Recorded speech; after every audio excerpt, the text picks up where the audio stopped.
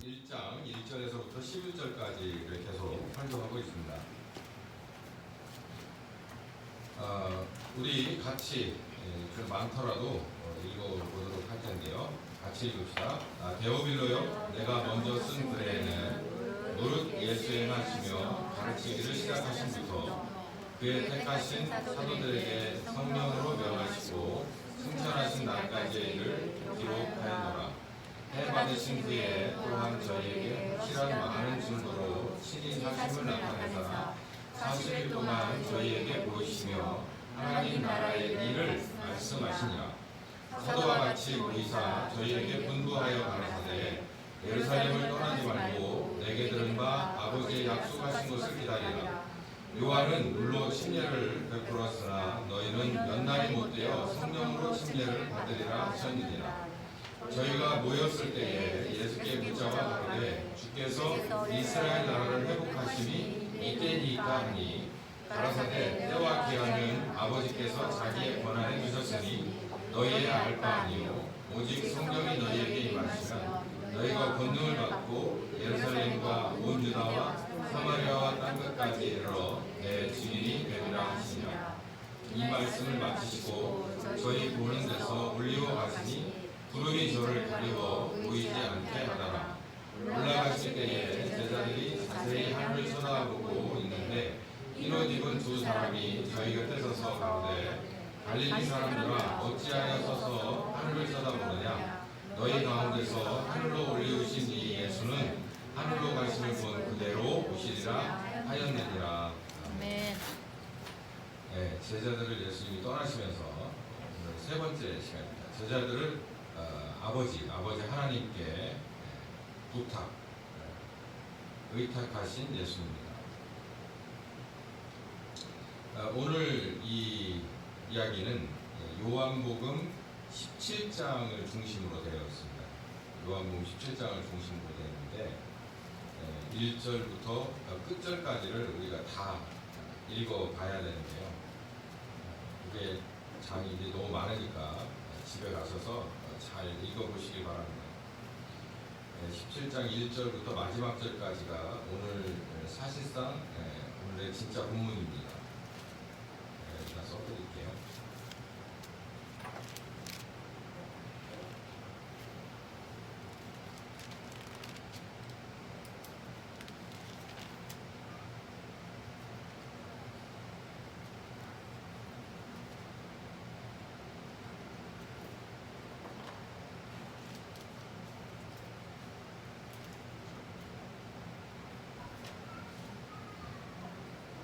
꼭 읽어보시고 이 말씀을 잘 따라가셔야 될 겁니다. 예수님이 제자들을 향해서 이제 마지막으로 예수님을 이제 제자들 떠나실 때 첫 번째는 제자들에게 꼭 가르치고 보여주고 싶은 것을 잘 가르쳐 주셨어요. 그래서 하나님 나라는 이런 데야 라고 잘 가르쳐 주고 모범을 보여주고 그렇게 하셨습니다.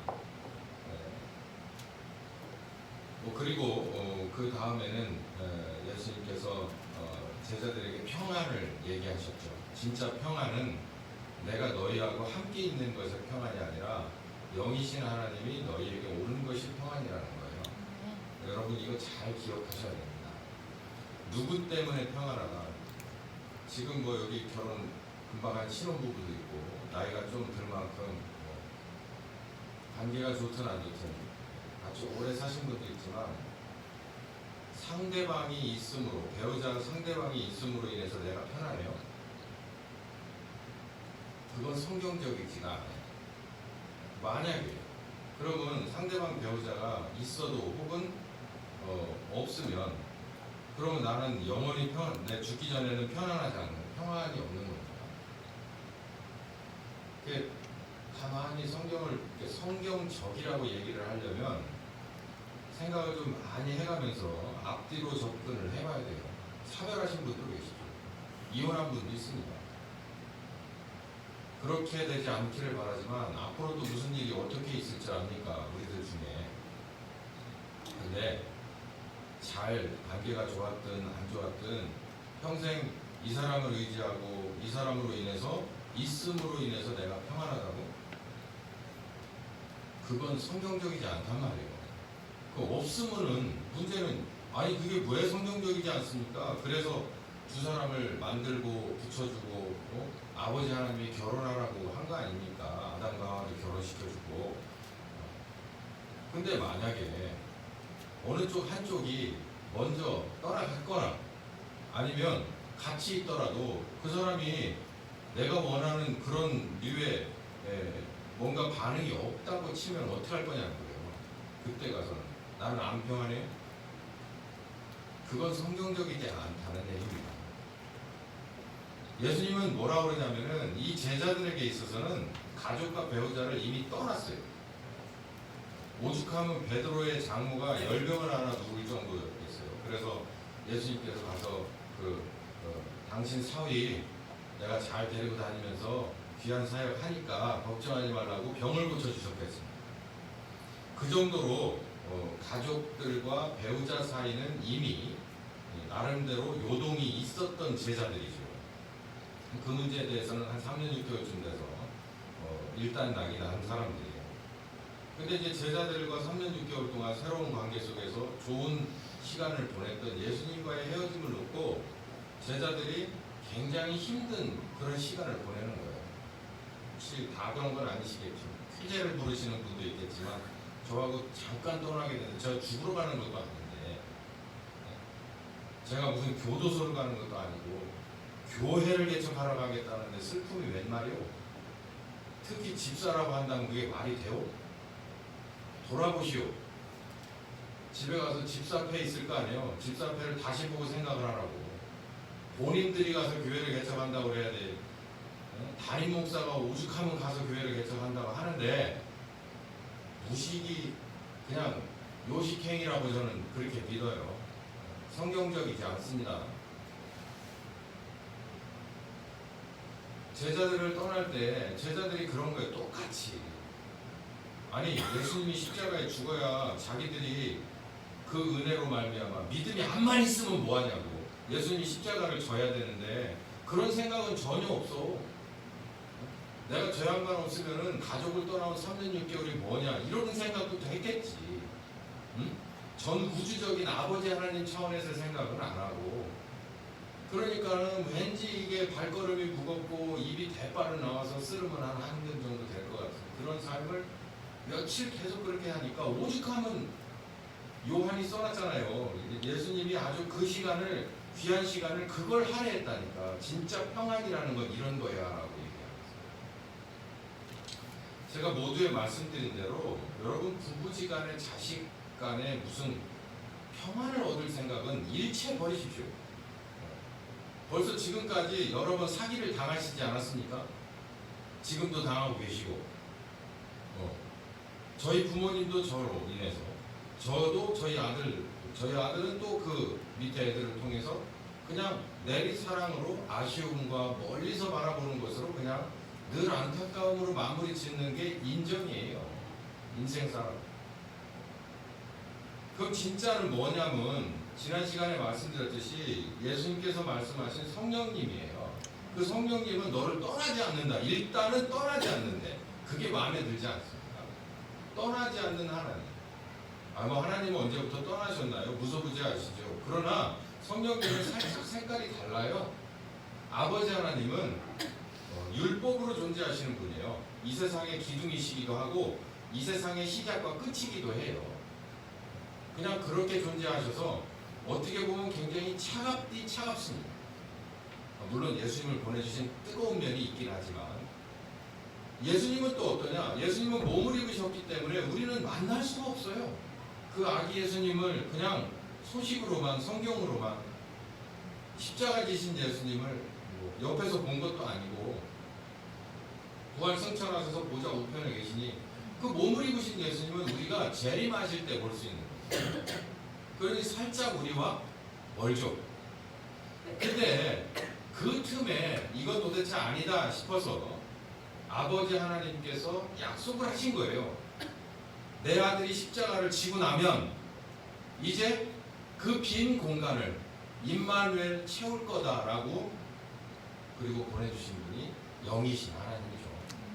그 영이신 하나님이 진짜 우리에게 평안이라는 거예요. 그분이 오시면 우리가 평안을 누린다는 거예요. 이 중에서는 대부분 한 번 정도 성령님으로 말미암아서 내가 이성을 잃어보신 분이 있으실 거예요. 그걸 은혜라고 하죠. 뭐 성령 침례라고 하는 사람들도 있는데, 그 은혜를 받으면 내가 제어가 되지 않죠.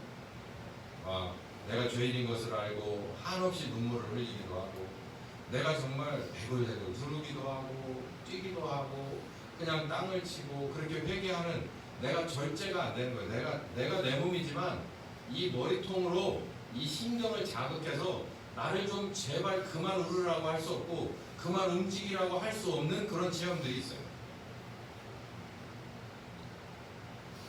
그게 은혜의 때거든요. 근데 그 다음에 100% 회개하고 난 다음에는 모두 기뻐합니다. 예. 그건 제가 본 경험 중에 하나도 빠짐이 없어요. 저를 포함해서. 다 같이 회개하고 한참 울고 찬송하고 기뻐해서 그날 밤이 정말 까맣게 새도 모를 정도로 평안이었죠. 그게 바로 성령이 주신 거예요. 그게 그때부터 지금까지 1초도 빠짐없이 여러분에게 있었다면 여러분에게 지금처럼 자신감 없이 푹 늘어져 있겠습니까? 제가 이러고 저러고 한다는데 푹 늘어져 있겠어요? 바로 그 평안이 너희들에게 내가 떠나가고 나면 그분이 오셔서 영원토록 함께 하실 거야 라고 하는데, 그러니까 예수님 그러잖아요. 사실상 내가 떠나는 게 니들한테 도움이 되는 거라고 이렇게 얘기하세요. 여러분에게 똑같이 저도 그 말씀을 근거로 해서 말씀드린 겁니다. 제가 여러분에게 줄 수 있는 은혜는 여기까지고 모범을 보여준도 여기까지입니다. 혹시 여러분 중에 저 같은 사람의 용기가 부러우셨습니까? 저 같은 사람의 인내와 혹시 저 같은 사람의 약간의 권능이 부러우셨습니까? 그거 여러분에게도 제가 누차 또 한 번 말씀드리지만 저보다 더 큰 일을 하실 분들이 다 여러분인데, 여러분들 중에 제일 작은 사람이 저예요. 성령께서 오셔서 함께 하시면 이렇게 된다는 건데 여러분은 저보다 최소한 큽니다. 그게 어디서 결정나느냐? 영이신 하나님이 여러분에게 내주하셔서 여러분은 그분 앞에 복종하고 그분을 따라가면 그렇게 된다는 것이에요. 그러기에는 제가 너무나도 큰 기운으로 여러분을 막고 있는 것이 아니냐라고 하는 게 성경적이고 제 생각입니다. 요한복음 17장에 예수님께서 이제 세 번째 큰 단락으로 하실 걸 다 하셨어요. 십자가 지기 전에. 이제 사실상 죽으시면 뭔가 이제 새로운 몸으로 부활하시지만 이제 시간이 즉각 가고 있는데 이제 이게 마지막입니다. 사실상 이게 마지막 제자들을 향한 사역인데요.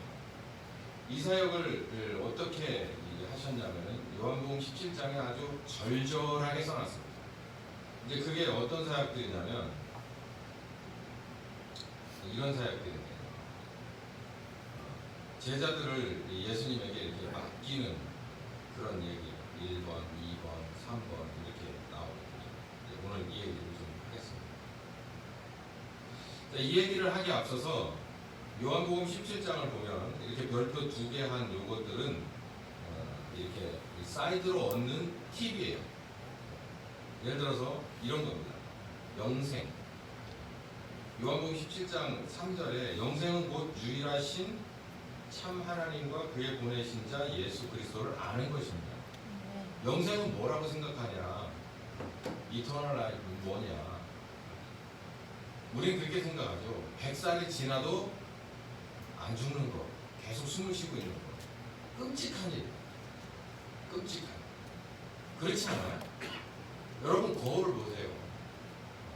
계속 우리는 늙어갈 겁니다. 아무리 여기다가 뭐 이상한 거를 주사를 맞고 집어 넣어도 계속 우리는 늙어갈 거예요. 여러분의 이 몸들이 계속 쇠약해질 거예요. 근데도 계속해서 숨이 떨어지지 않는다고 생각하면 이처럼 끔찍한 일이 어디 있습니까? 그래도 살고 싶다고요? 뭐 마음대로 하세요. 저는 하나님이 정해주신 대로 그냥 갈 겁니다. 딱 좋을 때 이때다라고 하면 손에도 그냥 가야죠. 근데 우리는 그래요. 끝까지 숨을 멎지 않는 것이라고 생각합니다. 에이, 그건 아니죠. 더군다나 신자가 하나님이 그랬잖아요. 니네 한 번 보내주고 한 번 와야 된다. 근데 영생이라고? 그러니까 이걸 깼단 말이에요? 안 그래요. 그 얘기가 아니죠. 혹시 우리 중에서 이걸 생각하시는 분은 빨리 고쳐보시기 바랍니다. 우리는 한 번 왔다가 한 번 가요. 그게 내일 아침일 수도 있어요. 모레 아침일 수도 있고 1년 뒤가 될 수도 있고 10년 뒤가 될 수도 있어요. 우리 집사님 중에 한 분이 크리스마스 때 넘어지셨어요. 저 양반 저렇게 될 거라고 생각을 못했어요. 근데 멀쩡히 일어나서 지금도 잘 돌아다녀요. 이 대학교 때 그 힘든 일을 해도 힘들어도 힘들다 소리 잘 안 하고 잘 다녀요. 하나님은 이런 분이죠. 그분이 왔다가 돌아와라 그러면 가야죠. 영생은 그런 게 아닙니다. 네. 부러지고 쓰러지고 그래도 일어나는 이게 영생이 아니에요. 우리는 반드시 한번 가게 돼 있습니다. 제가 여기서 더 나가기 전에 하나 여러분에게 도전을 드리는데 여러분 죽을 준비하셔야 됩니다. 평소에 암 진단 받고 그때 가가지고 팔짝팔짝 뛰지 마세요. 촌스럽게 아마추어답지 않게 아마추어 같이 그러지 마세요. 신자는 좀 다르게 받아들입시다. 저는 아직 그래서 무서워서 진단을 안 받습니다만 우리 좀 다르게 받아들입시다. 아, 주님이 나를 부르시는 마지막 그런 건가? 그거 맞습니까? 그 성령님한테 물어보는 거죠. 만약에 맞다고 하면 적극적으로 받아들여야겠죠. 이런 거 준비하셔야 돼요. 젊어서부터. 미혼들부터 할까? 왜? 보람이 왜? 싫어요? 무서워? 안 무서워. 영생 얘기하잖아. 요한복음 3장 16절에 하나님이 세상을 사랑해서 독생자를 주셨습니다. 십자가에 죽을 독생자. 왜 그랬냐면 멸망하지 말고 영생을 받으라는 거예요. 제가 아까 얘기했죠. 시간을 들여서 얘기했잖아요. 숨 계속 쉬고 있는 게 영생이 아니라고. 그거 하려고 예수님 보내준 거 아니라고.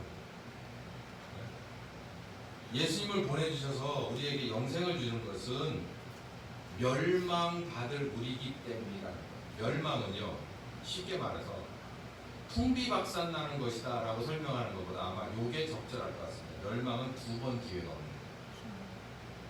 한 번 판결로 끝나는 거예요. 그게 참 슬픔이죠. 우리는요, 인간적으로도 육체적으로도 사형 선고 아래 있어요. 안 죽을 사람이 없거든. 아, 이거 슬픈 인생이에요. 우리 죽음을 향해서 달려가요. 이거 개똥처럼 나오네. 우리 나이가 먹어가면서 우리 계속 외면받습니다. 사회에서 외면받아요. 우리가 여기서 대부분 50대 초반, 40대 후반, 20년만 더 가보세요. 우리 거의 사람 취급 못 받습니다. 요즘 요런 식으로 가면은 쉽지 않아요. 우리는요, 이미 살아있지만 사실상 멸망이라고 하는 그 선고를 이미 받은 사람들이에요. 누가 볼 때. 우리는 잘 모르죠. 살아가면서 알아가죠. 근데 하나님이 볼 때는 아시는 거예요. 얘네에게 희망이 없어. 아무런 희망이 없어요. 얼마나 좋은 학교를 잘 나와서 순수하게 잘 커줘서 어마어마한 곳에서 어마어마한 영향력. 하나님이 볼 때는 별거 아닌 것 같은데 똑같이 멸망할 것 같은데 니네에겐 희망이 없어. 이미 끝난 인생이야. 도토리 키재기라니까. 그렇기 때문에 아들을 십자가에 죽여서 우리에게 영생을, 멸망이 아니라 새로운 희망을, 새로운 기회를 주신 거라는 거예요. 이건 가려진 얘기입니다. 가려진 얘기. 남녀노소 빈부귀천 불문하고 모두에게 주어진 하나님이 주신 기회예요. 새로운 기회. 그게 바로 영생이라는 겁니다. 영생하니까 어떤 약 꿀꺽 마시면은 그냥 이렇게 막 활발하게 그런 거 아니라니까. 새로운 기회, 새로운 희망을 얻는다. 여러분에게 있어서 새로운 기회와 희망은 무엇이어야 하겠습니까? 자식 하나 더 낳아가지고 토실토실 이쁘게 잘 키워라고. 에라 이 사람들아. 물론 하나님이 주시는 거면 그 일을 해야죠. 시간이 별로 없어요. 그러니까 제가 말씀드릴게요. 내가 일단 구원받는 게 필요합니다. 하나님의 뜻대로 원래 지음받은 아담과 하와 업그레이드 버전이 되는 거예요. 누굴 통해서? 예수님의 십자가 은혜로, 대속의 은혜를 통해서 성령님의 임마누엘을 따라감으로 우리가 바뀌는 것이 중요해요. 그 희망이 없었어요. 그럴 길이 없었다고. 근데 예수님이 오셔서 십자가에 죽으셨어요. 우리는 그냥 믿음으로 새로운 희망을 얻기만 하면 돼요. 희망을 얻었으면 이제 그렇게 살아가야죠. 여기 그러니까 요한복음 17장에 요한복음 3장에 시작됐던 영생의 얘기가 요한복음 17장에 나름대로 짝을 이루고 있습니다. 뭐라고요? 영생은 곧 우리 한번 같이 읽어봅시다. 시작. 영생은 곧 유일하신 참 하나님과 그의 보내신 자 예수 그리스도를 아는 것입니다. 아멘. 그러니까 여기 또 아는 것이다. 그러니까는 또 이게 뭐 신학교 다니는 거냐 아니면 성경을 뭐 최소한 10독 이상을 하는 거냐 이런 아는 거를 생각하시면 안 되고, 네. 그 사람 아는 사람이요? 좀 아는 사람이요? 그럼 뭐 밥을 한번 같이 먹었거나 사진을 한번 찍었거나 뭐 같은 학교를 다녔거나 뭐 이런 거 아는 거라고 하잖아요. 근데 이 하나님과 그의 아들 예수 그리스도를 아는 것이라고 하는 건 우리 이제 더 나오겠지만 하나 되는 것입니다. 하나 되는 것입니다. 적당히 멀리서 아는 사이로서는 효과가 없고 우리에게 새로운 기회가 얻어졌으면 아버지 뜻 따라서 어디까지? 오늘 말씀의 핵심인 하나 되는 데까지 가는 것이에요. 자, 두 번째 이 새로 이렇게 옆으로 얻을 수 있는 팁입니다. 예수님의 제자들을 향한 마지막 기도를 통해서 우리가 알 수 있는 것이 뭐냐면은 이게 예수님이 제자들을 향한 예수님의 중보 기도예요. 요게 있는데 그게 첫 번째는 예수님이 누구를? 제자들을 보호하고 교육한 제자들은 모두 아버지 하나님께서 맡겨주신 사람이다. 자, 요한복음 6장 39절 빨간 데를 읽어봅시다. 시작. 내게 주신 자 중에 하나도 잃지 않고 마지막 날에 다시 살리는 것이 아버지의 뜻이요 나의 일이다. 이렇게 얘기했어요. 그러니까 요한복음 6장이면 한참 시작이잖아요. 거기에 아버지의 일이 뭐냐, 내가 와서 해야 될 일이 뭐냐, 나는 뭐하러 온 사람이냐, 자기 정체를 밝히거든요. 그게 뭐냐면 아버지께서 내게 보내준 자가 있다, 맡겨준 자가 있다. 여기서 이제 많은 것을 여러분 버릴 거 버리고 새로 알아야 돼요. 그러니까 여기 보면 활짝 열려 있는 것 같지만 예수님 앞에 맡겨진 사람은 딱 정해져 있었어요. 그러니까 저에게도 맡겨진 사람은 정해져 있어요. 전 굉장히 보수적으로 교인들을 선별합니다. 저는 아무나 안 해요. 여기 한 분 2주 만에 오신다는 분 여기까지 들어서 가시냐. 제가 그랬잖아요. 맡겨진 사람 같으면 후드러 패도른다.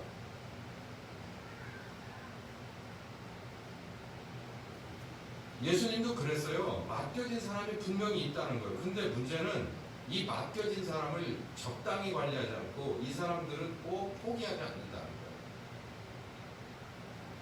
제가 포기하지 않는 제 캐릭터의 방법은 좀 다릅니다. 저는 겉으로는 잘 얘기하지 않아요. 근데 제 안에만 아는, 또 아는 제 안에도 모르는 제 서재에서의 비밀은, 그리고 어딘가에 나가서 돌아다닐 때의 비밀은 하나님만 아십니다. 하나라도 포기하지 않는 것은요, 아이고 이뻐라 내 새끼 잘했어, 아이고 그럴 수 있지. 이거 하나 더 먹어라. 저는 그런 캐릭터가. 저희 어머니 저를 그렇게 키우셨지만 저는 그런 캐릭터가. 전 좀 다르게 키웁니다. 잘 보내놓고 속으로 힘들어요. 속으로 긴장하고. 어쨌든 다른 캐릭터가 그렇게 달라요. 근데 예수님도 그랬단 얘기예요.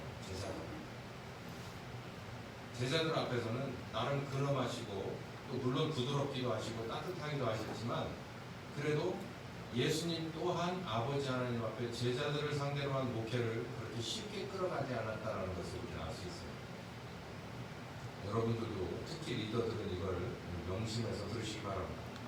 두 번째, 제자들, 이 사람들을 양육하는 최종 목적지는 결국 아버지와 아들의 하나됨 같이 그 제자들도 예수님과 하나 되게끔 해주는 데가 끝이라는 거예요. 그러니까 제가 그 마지막에 다 왔습니다라고 얘기하는 게 우리 교회도 여기까지 온 거예요. 이제 저는 여러분을 누구 앞에 자꾸 밀어 붙이냐면 바로 성령님과 하나 되는 곳에 자꾸 여러분을 나가게 해주는 겁니다. 왜냐하면 예수님도 그렇게 했어요. 제자들을 그냥 영원히 함께하면 얼마나 좋겠어요. 영원히 함께는 새하늘과 새 땅에서 하죠. 근데 예수님은 일정에 따라서 아버지 하나님이 정해놓으신 때에 그 일정에 따라서 왔다가 가셔야 돼요. 제자들은 잠시 더 있어야 합니다. 요한복음 17장 읽어보세요. 그 절절함이 어떤가. 요한이 아주 잘 적어놨어요. 아버지, 제가 아버지께 기도하는 것은 저는 떠나가고 이들은 남기 때문입니다. 아버지께 부탁하는 것은 이들뿐만 아니라 이들이 전한 복음을 듣고 오는 사람들도 걱정돼서 그렇습니다. 제일 확실하고 아버지 하나님께서 품으신 뜻은 성령님과 하나 되게끔 하시는 거예요. 그러니까 지금 이 요한복음 17장의 시점에선 성령께서 오시지 않았죠. 그렇기 때문에 지금은 이미 오셨잖아요. 오셨지만 모르고 살던 여러분을 그나마 조금 두 발짝 정도 앞서간 저와 더불어서 저는 그쪽으로 계속해서 여러분을 끌고 가는 거예요. 그리고 여기 보니까 예수님도 그렇게 하셨어요. 예수님이 제자들 향해서 마지막 드린 요한복음 17장의 기도를 전체적으로 보면 맡겨진 제자들이었고 아버지 하나님이 맡겨주셨고 예수님께서는 그들을 목회하셨다는 것을 알 수 있고, 두 번째는 이들을 성령님과 하나 되게끔 하는 매듭을 짓는 이 단계까지 예수님도 정말 혼신의 힘을 다하셨다라는 것을 알 수 있습니다. 세 번째 우리가 얻을 수 있는 교훈이 아버지가 아들에게 하라고 하신 일이 뭐냐를 알 수가 있어요. 아까 말씀드린 대로 예수님께서는 제자들을 양육하는 일을 아버지 하나님이 예수님에게 그 일을 맡기시기도 했죠. 첫 번째 그 얘기 했잖아요. 맡기신 자가 있다는 거예요. 준 일이 뭐냐? 요한복음 17장 4절부터 8절까지 보면 크게 두 가지. 세상 중에서 내게 주신 사람들, 아까 말씀드린 그거예요. 제자들이죠. 예수님에게 맡겨진 사람들은 제자들입니다. 그리고 이 사람들을 이 사람들에게 아버지의 이름을 나타내 보여주는 거예요. 나타내 보여주는 것은 이런 거죠. 제가 여러분들에게 현대자동차를 팔러 왔어요. 펠리세이드를 팔러 왔단 말이에요. 그럼 여러분들은 막 여러 가지 관계를 통해서 아니면 막 사정사정해서 사은품을 통해서 여러분을 여기다 갖다 놓고 제가 다니는 회사의 가장 좋은 차인 펠리세이드를 앞에 보여드리는 거예요. 그게 영업사원이 하는 일이잖아요. 예수님도 똑같이 맡겨주신 제자들을 잘 양육하고 누구를? 자기를 보내신 아버지 하나님을 나타내 보여주는 거예요. 여러분 보세요. 이게 바로 나를 보내신 하나님이십니다라는 것을 보여주는 거예요. 자, 펠리세이드는 제가 북하고 끌고 오거나 아니면 여기 카다록이 있거든요. 한번 보시면 됩니다. 한번 던져주면 되잖아요. 근데 아버지 하나님은 안 보이네. 이거 어떻게 보여줘요? 그러니까 요한복음 14장에 그러잖아요. 빌립이 아버지 좀 나 좀 보여달라고. 그러니까 예수님 뭐라 그래요? 내가 나를 보고도 아버지를 또 보여달라고 하는 거 말이 되냐? 이렇게 말씀하신 그 대화의 장면이 나오죠. 그것처럼 이 제자들에게 아버지 하나님께서 뭐 하라고? 내가 어떤 존재인지를 좀 알려주라고 보낸 제자들 그리고 예수님이라는 것을 알 수 있어요. 그러니까 저는 여러분에게 사실상 아버지 하나님보다는 아들 하나님과 성령 하나님에 관한 얘기를 더 많이 했죠. 왜냐하면 지금은 아들 하나님의 아버지 하나님의 시대가 아니고 성령님을 통해서 아들 하나님을 증거하는 시대이기 때문에. 그래서 사도행전 1장 8절에 내 증인이 되리라 했죠. 아버지 하나님의 증인이 아니고 내 증인이 되리라고 했어요. 그러니까 저는 여러분에게 우리를 위해 십자가 지신 예수님 그리고 그 예수님을 누구를 통해서 성령님을 통해서 여러분에게 나타내요. 두 번째, 예수께서 내게 주신 말씀을 저에게 주었습니다. 그러니까 아버지께서 아버지 하나님이 예수님에게 주신 말씀들이 있었다. 사실상 요한복음을 읽어보면 예수님께서는 아버지 하나님이 주신 말씀 이외로는 하지 않았습니다. 그러니까 모두 그게 누구 말씀이냐면 아버지 하나님의 말씀입니다. 그러니까 여기서 조금 어렵지만 우리 성경을 좀 구분하고 넘어갑시다.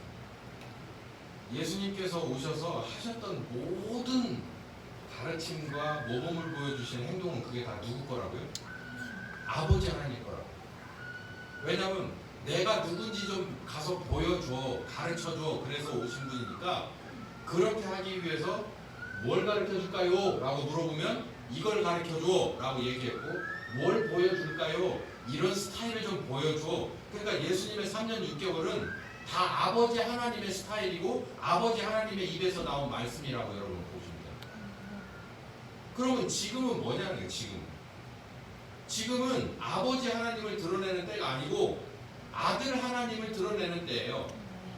그 아들 하나님의 뭘 드러내야 되겠습니까? 아들 하나님이 와서 한 얘기는 전부 다 누구 거라는데 아버지 하나님 건데 아들 하나님은 어떻게 드러내냐고요? 뭘 드러내요? 아들 하나님이 독창적으로 한 얘기가 없는데 뭘 가르쳐 주냐고, 뭘 드러내고. 아니 발을 닦아줘라 라고 하는 세족식도 사실은 누가 해줬다는 거예요. 이 말씀은 아버지 하나님이 시켜서 했다는 거 아니에요. 그럼 우린 지금 누구의 종입니까? 아버지 하나님을 증거하는 종인가요? 아니죠. 예수님을 증거하죠. 아까 사도행전 1장 8절 얘기했잖아요. 지금 사도행전의 연장교회 아닙니까? 지금 29장에 하나침례교회 거기 들어가 있잖아요. 그럼 우리도 사도행전 1장 8절에 있는 말씀처럼 예수님의 증인이 돼야 되는데 뭘 증인이 되냐고요. 어떤 내용을 가지고 무엇을 보여주겠냐고요. 그러니까 성령께서 오신다는 거예요. 성령께서 오셔서 누구를 조명해 준다는 거예요. 예수님을 조명해 준다는 거예요. 예수님을.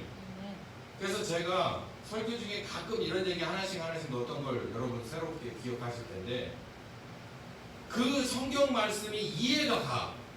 뭐가 이해가 가? 왜 예수님이 저 얘기를 했는지, 왜 예수님이 이 행동을 하셨는지, 이렇게 하셨을 때 예수님의 마음이 이해가 가. 이게 사람 미치게 만드는 거예요. 미치게 만드는 거야. 내가 바뀌지 않을 수 없는 이유가 뭐냐면은 나이가 먹어가면서 철들거든요. 자식을 낳아서 기르면서 철듭니다. 어떤 때 내가 눈물이 글썽하고 내 마음이 확 바뀌는지 아세요? 아, 그래서 우리 어머니가 그때 이런 행동과 이런 말을 했구나라는 공감대가 딱 될 때 내가요 막 미쳐버리겠다. 근데 그건 살면서 경험하면서 느끼는 예매한 조각일 뿐이지, 성령께서 전담으로 거듭난 사람에게 영으로 찾아와가지고 예수님이 이런 마음을 가지고 이 얘기를 했다, 이 행동을 했다, 십자가 지실 때 고통이 어떻다라는 것을 그냥 24시간 가르쳐 주는데 내가 안 변할 수가 있나? 내가 심장이 안 될 수가 있나? 그 예수님의 안타까운 마음이 절절한데 그걸 내가 공감을 하는데 내가 안 바뀔 수가 있나? 그래서 성령님을 따라가.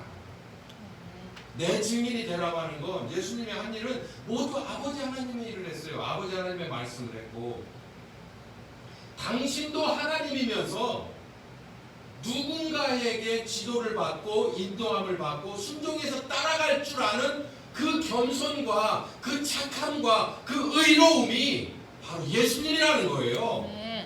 성경은 신학교 가서 다 배울 수 있고 유튜브 보고도 얼마든지 배울 수가 있어요. 설교는 어디 잘 저기 해가지고 이렇게 조각조각 맞추기 하면 빌리그램보다도 잘할 수 있어. 제일 좋은 설교들 이렇게 갖다 맞춰서 A자료, B자료, C자료에서 Z 설교를 만들어내면 되니까 얼마든지 할 수 있고, 연설은 스피치 학원 가서 배우면 돼요. 근데 그 안에 뭐가 빠져요? 내가 바뀌는 게 빠져요. 상대방이 바뀌어지질 않으면 아무 소용이 없잖아요. 그건 어떨 때 예수님이 그 자리에 임재하시냐면 성령께서 오셔서 그 말씀 중심으로 공감할 수 있게 할 때입니다. 예수님은 정말 전 참 별 볼 일 없는 설교자입니다. 저의 비유는 너무 싸가지가 없고 저의 비유는 너무 싸구려요. 이 비유까지 성령께서 주시진 않아요. 다 아주 적은 부분을 주시고 저는 그 부분에서 굉장히 오버하는 경우가 많아요. 얼마나 죄송한지. 그래도 저 같은 사람을 들어서 또 말씀을 주고 설교를 하게 해요. 저 같으면 야, 너 너무 많이 오버해. 내가 준 얘기만 하고 딱 끝났으면 좋겠어. 제가 왜 그걸 못 알아듣겠습니까? 제 속만 나오는 거. 근데 예수님은 그렇게 했대요. 아버지 하나님이 요거까지 얘기해라. 이렇게 몸을 보여줘. 그 최고봉이 어딜까요? 십자가입니다. 딴 건 다 상관없는데 아버지, 내가 죽는 것도 상관없어요. 근데 십자가만은 아닌 것 같습니다. 십자가는 당시에 정말 비참한 죽음이기 이전에 이거는 정말 비겁하고 그 사회에서 가장 필요 없는 사람이 죽는 방법이에요. 근데 예수님이 정말 자존심 상하죠. 하나님의 아들이 아버지의 모든 것 대행해 주러 왔다가 십자가를 마지막으로 명하실 때 예수님도 나름대로 이게 욱한 게 있는 거예요. 이건 아닌 것 같습니다. 이 죽음만은 아닌 것 같습니다. 근데 아버지 하나님이 결제가 안 돼. 그럼 뭘로 바꾸자. 이렇게 얘기를 안 하시는 거예요. 그걸 받아들이잖아요. 불공평하죠. 죽는 게 불공평한 게 아니라 죽는 스타일이 마음에 안 들잖아. 제가 여러분하고 이렇게 목회를 하다가 나중에 언젠가 제가 사회적으로 매장돼서 쓰레기가 되거든요. 성추행을 한 목사네, 공금 횡령을 아주 떡 먹듯이 한 목사네, 만약에 이렇게 돼가지고 사회에서 매장된다면 전 아마 죽고 싶을 거예요. 벽에다가 막 머리를 찌고 죽고 싶을 거예요. 예수님도 마찬가지예요. 예수님이 십자가에 어차피 한 번은 가야 되는 건 맞는데 십자가에 죽는다는 건 예수님으로서 받아들일 수 없는 치욕입니다.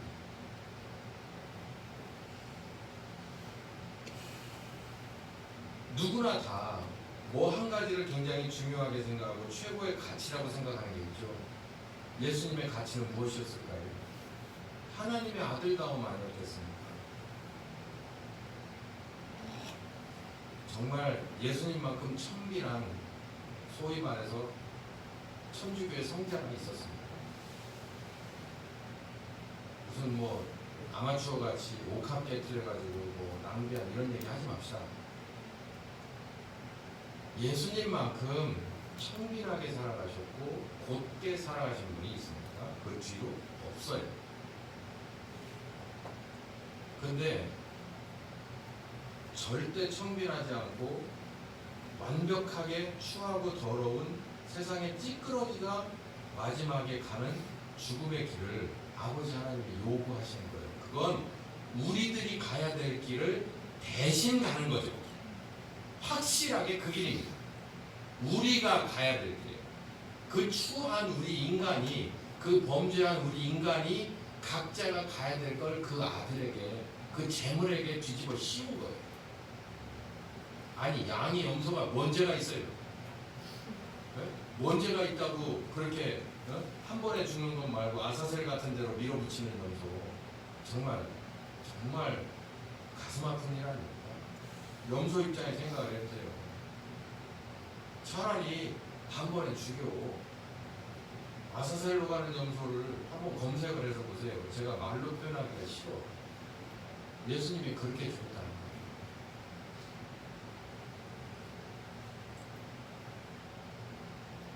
예수님이 아버지 하나님을 나타낸 순종의 마지막 십자가. 나타내라고 해서 다 나타냈습니다. 말씀도 다 주었습니다. 제자들을 이제 아버지께 부탁을 하는 장면입니다. 첫 번째, 우리와 같이 하나 되는 것이 필요합니다. 그러니까 아버지와 아들이 하나였어요. 그러니까 그렇게 갈 수 있었어요. 보낸 아버지도 가슴이 미어지고 찢어지고 옆에서 보는 게 차라리 내가 가는 것보다 힘들죠. 어쨌든 이 하나됨, 아버지와 아들이 하나 된 것처럼 이들도 하나됨이 필요합니다. 그러니까 약속하신 성령님을 기다리라. 사도행전 1장 4절이잖아요. 예루살렘을 떠나지 말고 약속하신 성령님을 기다리라. 예수님께서 여기 이렇게 기도하셨잖아요. 우리가 하나 되었던 것처럼 이들과도 하나됨이 필요합니다. 왜 그러냐면 밑에 화살표 보존하고 지킬 수가 없어요. 만약에 우리와 이들이 하나 되지 않는다면 우리는 이들을 보존하고 지킬 수가 없습니다. 제가 분명히 말씀드리는데 성경적으로 신자는 하나님과 함께 되지 않으면 반드시 배반하게 되어 있습니다. 다시 예수님의 이 말씀 요한복음 17장의 이 기도문을 보면 아버지한테 그러는 거예요. 아버지, 이들을 살리고 이들을 이 세상에서 보존해서 신자로 존재하게 하려면 방법은 하나밖에 없습니다. 제가 이들을 보호자로서 이제는 끝나고 가는데 우리가 하나 된 것처럼 이 관계로 이들이 엮이지 않으면 이들을 보존할 수 없습니다. 신자의 마지막은 여기서 끝나는 거예요. 안 그러면 그냥 훅 채가버리고 마는 거예요. 보호하고 보존할 수가 없다는 거예요. 그렇죠. 우리 같은 사람들 이 세상에 뚝 떨어져 있으면은 온갖 것들이 와가지고 찍고 까불어서 우리는 이 성경적인 가치를 따라갈 수 없습니다. 있을 것 같으세요? 어떻게요? 아니, 그 제 얘기가 아니고 성경적이에요. 고집 갖고 될 것 같습니까? 아니, 고집 갖고 40일 금식하고 3가지 시험을 여러 번 하실 수 있어요? 못해요. 아니, 할 수 있으면 예수님이 그래, 야, 니네 아버지 딱 물고 잘 견뎌, 이렇게 얘기하고 가셨겠죠. 성령이고 하나 되라고 얘기하지 않고. 아버지와 아들 안에서 우리는 보존받고 보호받을 수 있기 때문입니다. 이건 적당히 신자가 아니라 제대로 된 신자를 말하는 거예요. 두 번째, 이들이 우리와 하나 되는 것이 필요합니다. 왜? 오직 악의 입을, 이건 사탄이거든요. 사탄의 악에 빠지지 않게, 우리가 주기도문 맨 마지막에 다만 악에서 구하옵소서 이게 있잖아요. 똑같은 얘기인데 사탄에게 사로잡히. 봐봐요. 보호자가 없으니까 확 와가지고서 채가 버린다는 요 얘기를 하는 거예요. 이렇게 되지 않게 우리와 하나됨이 필요합니다. 울타리가 필요하다는 거예요. 울타리. 하나님이 우리의 울타리가 돼서 우리는 그분 안에 들어가서 하나 되어 있어야 된다는 거예요. 그러니까 전 여러분의 울타리가 아니에요. 전 여러분의 울타리가 되드릴 수 없습니다. 어느 부분에서는 그냥 가르치고 배우고 하는 정도 수준이죠. 아니, 그래도 그 정도 울타리도 괜찮아요. 아니, 이거보다 더 훌륭한 울타리가 있습니다. 눈에 보이지 않는 울타리가 있어요. 사탄이 절대 범접할 수 없는 울타리가 있어요. 그게 누구냐면 그게 하나님 클럽. 하나님 클럽 안에 여러분이 들어가시면 하나가 되면 여러분 완벽하게 보호받을 수 있는 거예요. 바로 그 얘기를 하고 있는 겁니다. 오직 사탄의 사로잡힘을 방지할 수 있도록 우리와 하나됨이 필요합니다 라고 얘기합니다.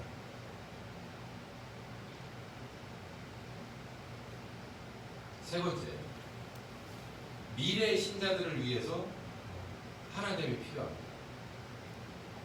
아버지 하나님과 아들 하나님 그리고 이들이 하나됨을 이루어서 나가서 증거하고 증인이 됐을 때 지금 그 미래의 신자가 바로 우리거든요. 우리들도 이들처럼 그러니까 지금부터 앞으로 계속해서 세대와 세대를 지나 역사 속에서 나오는 많지 않은 하나님의 신자들을 보호할 수 있는 유일한 방법이 하나됨이기 때문에 그래서 우리 교회 이름이 하나님. 굉장히 중요한 얘기예요. 이 바로 미래의 신자들 우리 때문에도 하나가 돼야 됩니다. 하나됨이 필요합니다. 이건 처음 하나됨을 바로 며칠 앞두고 하신 예수님의 마지막 기도죠. 지금은 그 이루어진 시점과 지금으로 보면 2000년이 좀 지났죠. 그러니까 저는 이쪽으로 여러분을 계속해서 보고 가는 거예요. 예수의 그리스도 되심을 알게 그리고 아버지 하나님을 알게 아버지가 아들을 사랑하신 것을 알게 요게 요한복음 17장에 다 나왔던 이야기입니다.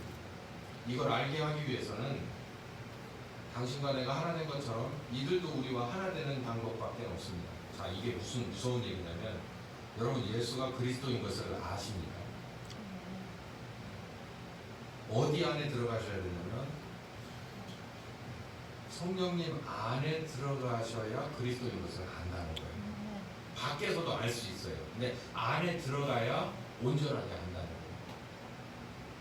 내가 변한다는 거죠. 아버지 하나님도 알 수 있고 사랑이 뭔지도 안다. 이거 굉장히 중요한 얘기입니다. 그 안에 들어가는 거예요. 군대는 이렇게 겉으로 모르기는 아는데 한계가 있어요. 머리 감고 군복 입고 들어가 봐야 알아요. 그래야 확실히 내가 군인이 돼봐야 군령이 얼마나 무서운 건지 군대의 목적이 그렇게 부드럽지 않은 것인 것을 알 수 있어요. 그것처럼 신자가 된다는 건 예수님과 그리고 그분을 보내신 그리스도 되게 하신 아버지 하나님의 클럽 안에 그 영역 안에 들어가야만 알 수 있다는 거예요. 그래서 하나됨을 계속해서 말씀하는 것입니다. 자, 제자들을 떠나면서 예수님은 이제 거의 마지막 부분에 내가 이들을 향해서 가르쳐 줄 것, 보여줄 것 다 가르쳐 줬습니다. 미래에 관한 것도 얘기했어요. 근데 이제 아버지에게 이 제자들을 부탁합니다. 이들이 하나됨이 필요합니다. 아버지 하나님, 여기까지 보내셔서 여기에 왔고 내게 맡겨진 이 사람들을 제가 열심히 양육했습니다. 이제 제가 떠나게 됐고 이들은 여기 남게 됐습니다. 세상이 나를 미워한 것처럼 이들도 나를 믿고 세상에서 나온 사람들이기 때문에 이 사람들이 앞으로 갈 길이 만만치 않습니다. 사탄이 절대로 그대로 두지 않을 것입니다. 그래서 아버지 하나님, 이들이 저와 아버지 하나님이 하나였던 것처럼 이들도 하나 되는 것이 필요합니다. 요구하시고 약속을 받으십니다. 여러분들도 사도행전 1장 4절에 있는 말씀처럼 여기 한번 보자.